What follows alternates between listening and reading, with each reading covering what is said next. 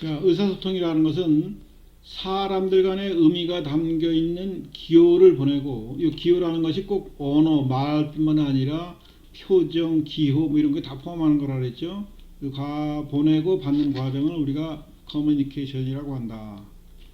의사소통 과정을 보면 제1단계, 그러니까 송화자, 스펜드, 보내는 사람과 리시버, 받는 사람 간의 그 전달하는 단계가 필요하겠죠.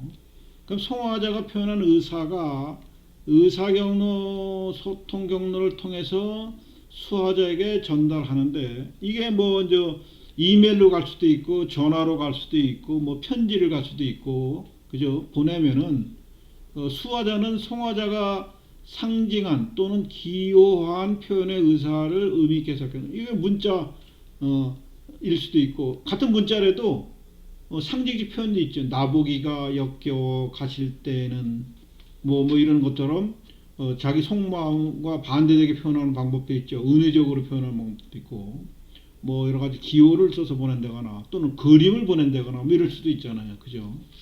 그 다음에 이제 수화자는 자신이 해석한 송화자의 의사의 의미가 원래 송화자가 의미하는 것과 일치하는지를 확인해야 됩니다. 대부분 의사소통, 우리나라 앞에서도 얘기했지만 우리나라 그 뭐 친구지간의 말다툼이라든가 모녀 간의 말다툼, 이런 사람들 간의 다툼이 그 의사소통이 잘 안 돼서 하는 경우가 많아요. 그러니까 A는 A라고 얘기했는데 B는 A라고 못 알아듣고 B로 알아듣고 뭐 이래가지고 싸우는 경우가 많은데, 우리 언어가 그런 면에서는 이제 부정확하게 표현하는 경우가 실제 많아요. 지금은 은퇴하시고 뭐 나도 나이가 이제 상당히 들었습니다만은, 나의 은사님이 예전에 이제 카이스트에 계실 때 내가 이제 전화를 했을 때 이렇게 말씀하시더라고. 어디고 어디로 오라 소리를. 야, 정문으로 들어와서 좌측으로 이렇게 돌면은 그 앞에 건물이 두 채가 있는데, 두 채 중에서 오른쪽에 있는 건물로 들어오면 현관으로 들어와서 긴 복도를 딱 따라 들어와 가지고 그쪽 계단을 따라서 3층에 올라와서 거기서 다시 우측으로 쭉 가면은 거기 내 연구실이 있다. 일로 찾아와. 이렇게 얘기했는데, 내가 그때 젊었을 때지만 듣고 있는데 너무 뭐 그렇게까지 어디로 찾아와 하면은 내가 찾아가면 될 텐데 그렇게 설명이 필요하나 이렇게 생각을 했는데, 실제 가서 찾아가다 보니까 그 교수님이 설명한 방법대로 찾으니까 바로 찾았어요. 어려움 없이. 그러니까 우리는 대화 중에 이런 오해들이 많이 있습니다. 만약에 친구하고 약속을 양재 지하철역에서 만내 이렇게 얘기했다고 칩시다. 그러면은 양재 지하철역이라는 상황이, 이게 서로 알고 맨날 만나자는 장소하면 그렇게 얘기하면 아는데 처음 가는 위치야. 그럼 양재 지하철역에 통로가 열 몇 군데가 있어요. 그러니까 거기 도대체 거기 어느 쪽에서 만나, 시간을 일치했는데 거기 어디에서 만나자는 건지, 그럼 거기서 위치를 정해서 한번 틀려지면은 그 찾아가는데 또 한 10분 걸려요. 또 이럴 수도 있어요. 양재 지하철역 몇 번 출구 앞 버스 정류장에서 만나는 수도 있잖아요. 그러니까 양재역에서 만나 이래 놓으면은 그 서로 양자 간에 이치를 오해해가지고 나중에 전화를 하고, 야 이년아 어디야, 뭐 이년아 어디 똑바로 얘기해, 막 이런 식으로 서로 언성을 높이다가 감정이 사서 모인 목적, 만난 목적도 잃어버리고 싸움질에다 집에 가는 경우도 꽤 봤어요. 나도 이 시내 다니다 보면 그런 일들이 너무나 많습니다. 우리 학생들 간에도 너무나 많아요. 그러니까 내가 뭔가 얘기할 때는 상대편 입장에서 생각을 해서 서서 그 사람이 쉽게 그릴 수 있도록, 쉽게 접근할 수 있도록, 또 이해가 충분하도록 설명하는 훈련이 우리나라 사람은 거의 잘 안 돼 있어요. 그냥 대강 어디 앞에서 만내? 어디 앞에서? 요새는 저 핸드폰이 있으니까 뭐 수시로 전화해 가면서 만난다 그러죠. 옛날 같으면은 그 몇 시간 기다려야 되고 때로는 며칠을 기다려야 되고 뭐 그런 상황이 벌어지는 거예요. 그래서 이 의사소통에 있어서 의미 전달이 상당히 중요한 사실들을 여러분들은 잘 모르고 있어요. 이게 엄청 중요한 겁니다. 그러니까 꼭 내가 한번 강조하는데, 상대방 입장에서 쉽게 이해할 수 있도록 얘기를 해주는 것이 그게 송화자의 의무예요. 우리는 그런 얘기들이 잘 훈련이 안 돼 있습니다. 그래서 그런 것들은 평소에 훈련을 열심히 해야 됩니다. 사실. 자, 의사소통이 이루어지는 과정. 지금 우리가 1, 2, 3, 4를 봤는데, 그죠? 송화자가 전달 의도가 있는 의미를 기호화해서 메시지를 전달한다. 이거는 뭐 이메일일 수도 있고 전화일 수도 있고 뭐 편지일 수도 있어요. 그 다음에 이제 수화자는 이것을 받은 얘기를 의미를 해석해서 피드백을 어디 잘 받았다, 뭐 이거 갖고 오라는 거지요. 어디로 갖다 주면 되죠. 이렇게 확인 전화도 가능한 것이요. 물론 이 과정에는 많은 방해 요인들이 있습니다. 이게 노이즈라고 해요. 노이즈들이 끼어들어와서 서로 오해할 수도 있는 요인들이 있으니까 이것을 최소한으로 하는 것이 의사소통에서는 아주 중요하다는 얘기입니다. 그 다음에 이제 효과적인 의사소통.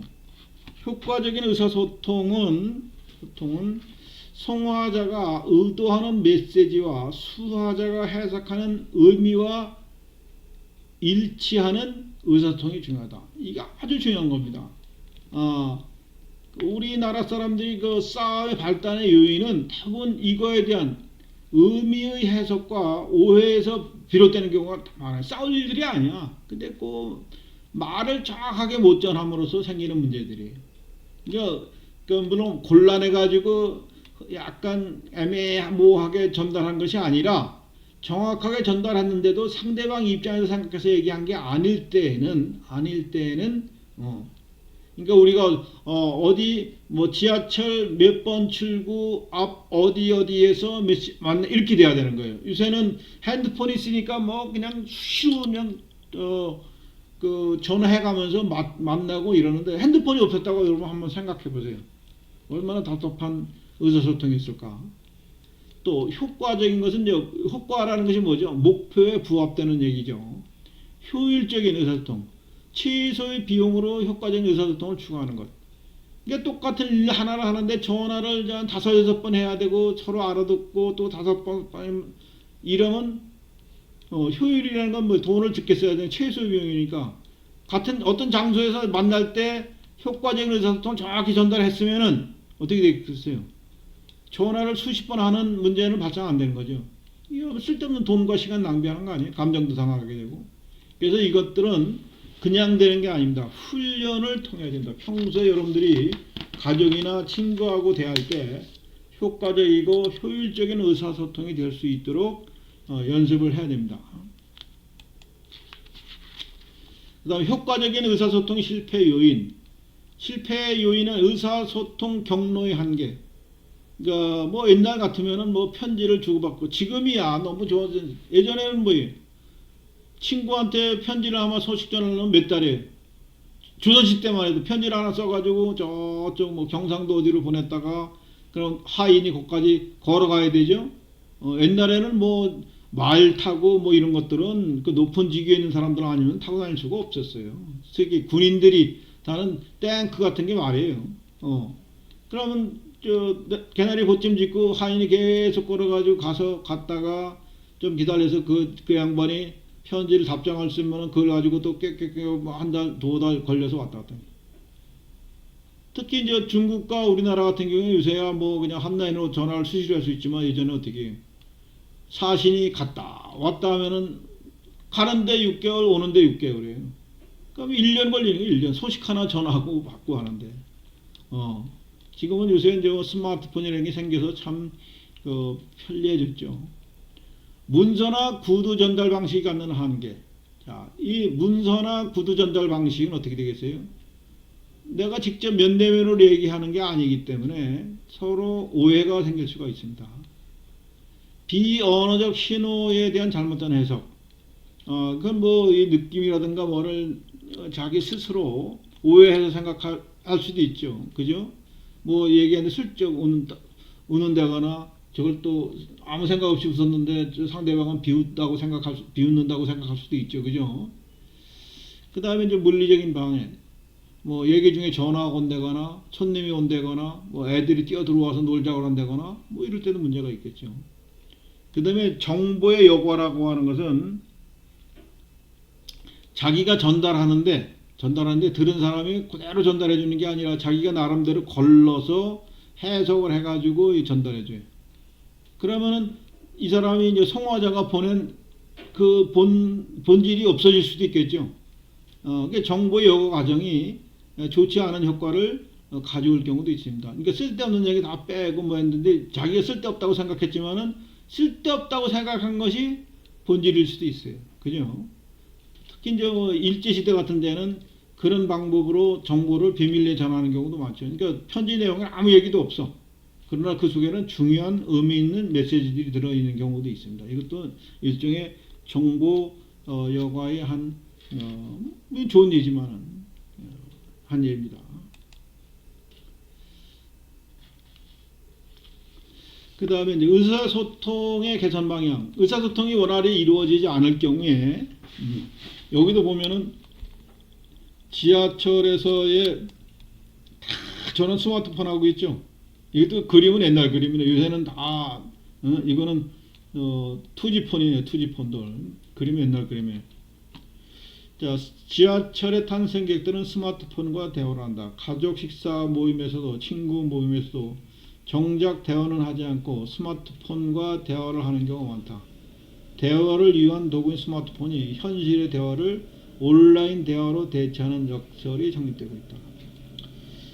이것도 여러분들 조심해야 될 것이 만약에 중요한 일을 만나거나 어른을 만나거나 뭐 교수님하고 만나는데 스마트폰을 켜놓고 들어가서는 안 되는 거예요. 나하고 얘기하는데 여러분 옆에서 전화가 띠릭띠릭 울리고 그러면은 이 대화가 어떻게 단절이 되겠죠?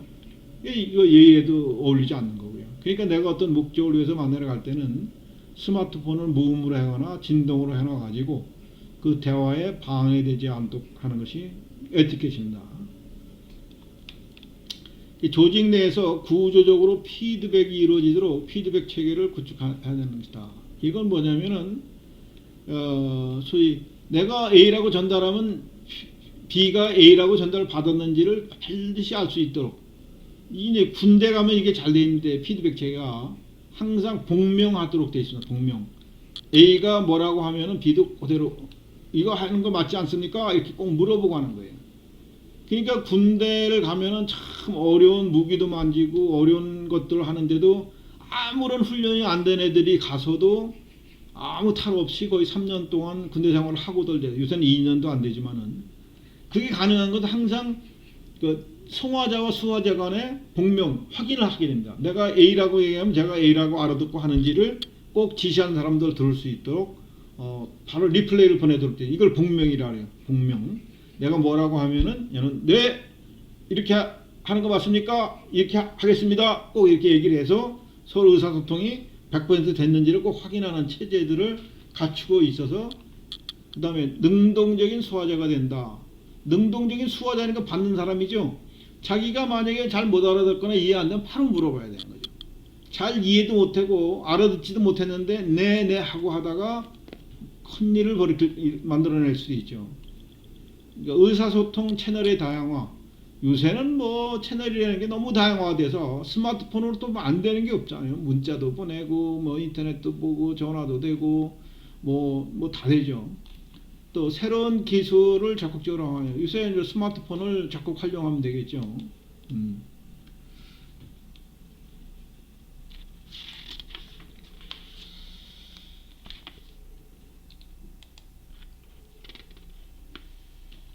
그 다음에 이제 우리가 이제 의사소통 종류를 보면은 게시판에 공지를 하거나 면대면 대화를 하는 경우까지 있는데, 그러니까 게시판에 공지하면은 의사소통의 충실성으로 봤을 땐 낮다는 거예요. 여럿이 봐야 되니까 다중적이죠. 한 방향이죠. 빠르긴 하지만은 집중도가 떨어지고 정확성이 떨어지죠. 그럼 메모 편지, 그 다음에 이메일, 전화 화상회의, 면대면 회의가 다 높기는 보다 개인적인 직접 얘기하니까 쌍방향이죠. 그러나 이걸 다 모여서 얘기하려면 느리다는 거예요. 집중도가 높아지는 장점이 있고 정확성이 높다 하는 특징이 있습니다. 그 다음에 의사소통을 위한 새로운 주장들. 이게 이제 3회 법칙이 아주 중요합니다. 3회 법칙. 3회 법칙이라는 것은 그 스티브 잡스라든가 또는 오바마 대통령 얘기하면 뭔가 얘기를 하면 꼭 세 가지만 얘기를 합니다. 첫째, 둘째, 셋째, 아니면 세 가지를 얘기하겠습니다. 이런 원칙이 된 거는 아트 마크만이라는 사람이 그 주장한 건데, 삼위 법칙을 사람이 너무 많은 얘기를 들으면은 다 기억을 못 한답니다. 그 중요한 세 가지 정도만 기억하고 나머지는 거의 다 잃어버린대요. 요새 너무나 말 많은 사람들 TMI라고 그러죠. 많이 얘기하는 것이 좋을 것 같아서 막 얘기를 하는데, 듣는 사람 입장에서는 사실 짜증나는 겁니다. 짜증나요. 그래서 자기가 그 중요하게 생각하는 것을 세 가지만. 그래서 이거 이제 그 오바마 미국 대통령이나 스티브 잡스가 이런 사람들이 스티브 잡스가 무슨 발표회라든가 미국 대학원 가가지고 중요한 세 가지를 말씀드리겠습니다. 첫째, 둘째, 셋째 이렇게 얘기해요. 그렇죠? 그러면 듣는 사람 입장에서 마음의 준비를 해죠. 세 가지가 뭐지? 이렇게 생각하는 거예요. 그래서 그런 얘기들이 우리 교재에 잘 소개되어 있고요. 소개되어 있고, 그 다음에 65대 35라는 그 룰이 있는데, 카민 칼러라고 하는 의사소통에 있어서 65%는 감정, 35%는 논리로 얘기를 하라. 그러니까 감정에 호소를 해야 상대방들이 쉽게 받아들인다는 얘기예요. 여러분들은 잘 모르지만 옛날에 이해창 대통령 후보하고 김대중 대통령 후보가 서로 TV 토론하는 데 있어서, 이해창이는 대법원장까지 지낸 아주 똑똑하고 박식한 그 판사 출신이죠. 그래서 말을 똑바로 이렇게 아주 잘해요. 근데 이제 식자들이 보면 저 사람 참 명쾌하다는 거 알지만, 보통 사람들은 들으면은 말은 맞는 것 같은데 감정이 안 시키니까 이 마음에 확 오질 않아요. 근데 김대중 대통령은 어떻게 했어요? 지금 어수룩한 전라도 사태를 겪어가면서 쉽게 얘기를 하는 거예요. 그러니까 이 일반 대중들이 이해창만큼 똑똑합니까? 아니, 일반 대중들은 감정에 호소하는 것이 가장 효과적이죠. 그래서 99.999%가 이해창이 대통령이 된다고 했는데 오히려 김대중이가 대통령이 했어요. 그것이 지금으로 보면은 65대 35 원칙이 상당히 타당성이 있습니다.